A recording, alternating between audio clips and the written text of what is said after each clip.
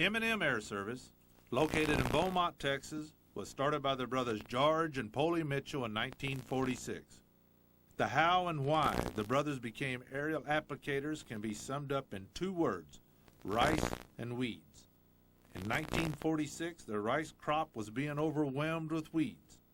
The herbicides that are in use today were beyond anyone's imagination. The Mitchells had read of rice seed being soaked in water to pre-germinate it, then using aircraft to seed the pre-germinated rice in California. This practice allowed the rice to take root faster than normal, thus crowding out volunteer weeds. The two brothers, with innate intelligence, neither had finished high school, and a tremendous drive to succeed, with absolutely no knowledge of or about airplanes, went to work to make this happen for them. A war surplus Boeing Stearman PT-17 trainer was bought and then modified for its next role in life.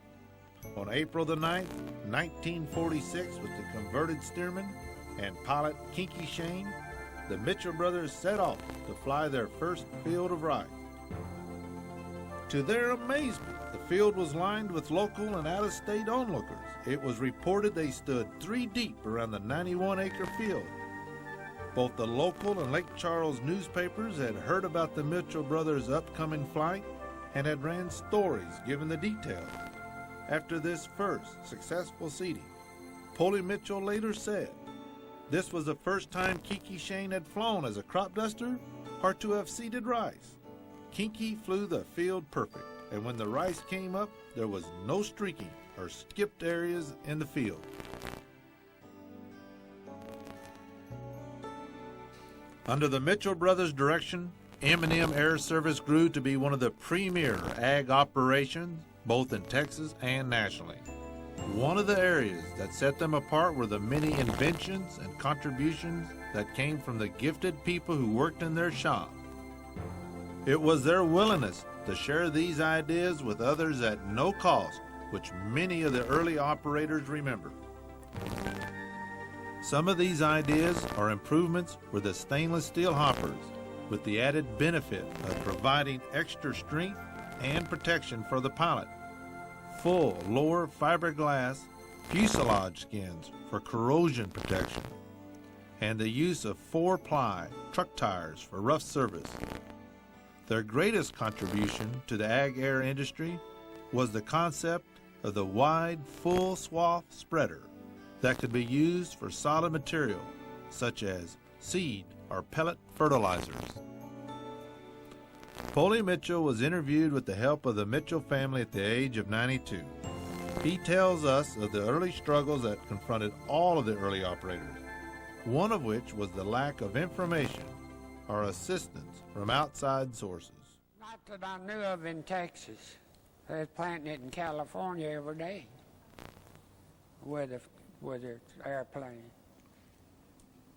And I wrote to the Department of Agriculture and asked them to send me all the information they could spare on seeding rice with an airplane in California, because that was the first place that we knew of that they seeded rice.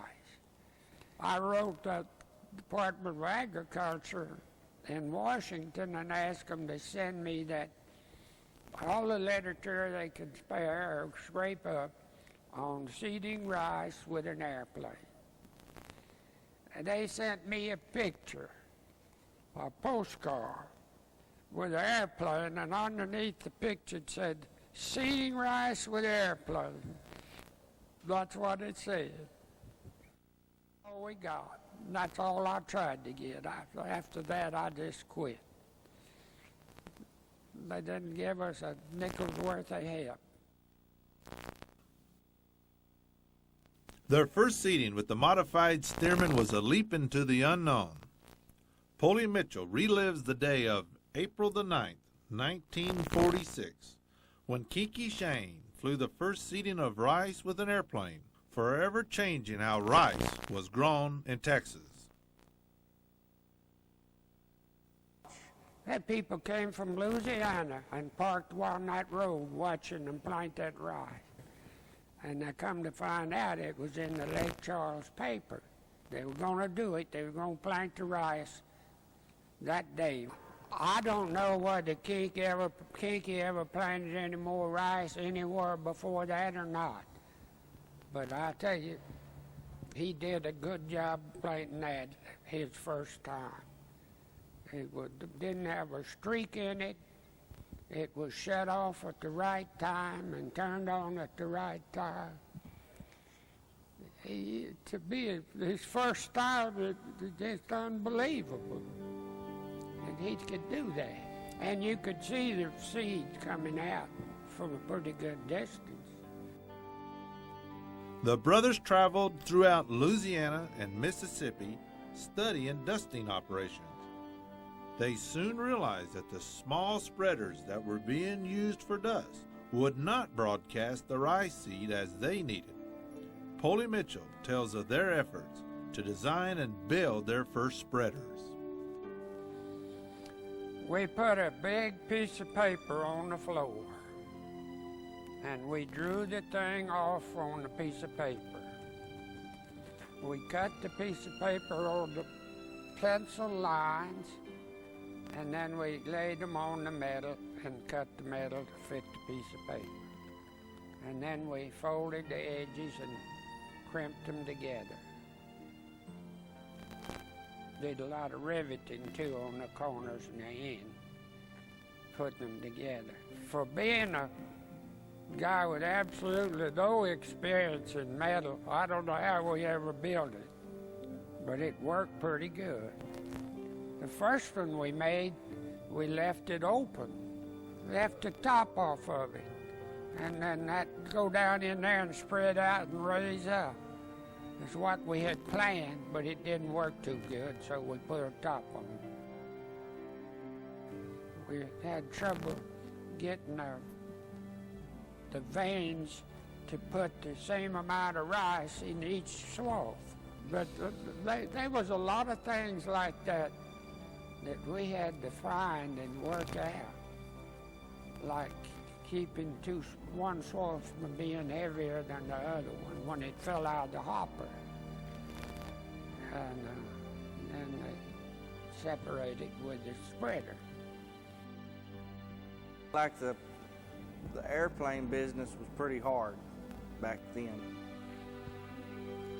Well, it wasn't too easy, I'll tell you, but we got all of us enjoyed it all the way through. You made a living doing it too. Yeah, we enjoyed it. There was some of it a lot confusing and took a lot of night sleep to figure out how he's going to do that. But it all turned up.